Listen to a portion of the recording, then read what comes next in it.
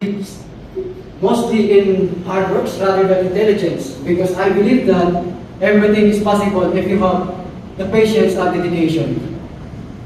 I am hardworking and driving individuals who is not afraid to face the challenges. Moreover, I am a risk taker, willing to chase my dream no matter what it takes and whenever it is. In addition, I am an advanced ROTC graduate and a former criminal registered officer. I also served as SD Kagawad for 5 years. And lastly, the reason why I'm applying for PNP is to secure a stable job, to help my family, to do my passion to serve, and to achieve my greatest ambition in life as well.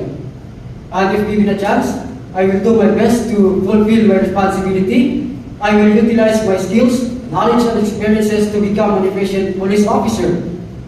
I will always seek for growth to become an asset of the PNP organization.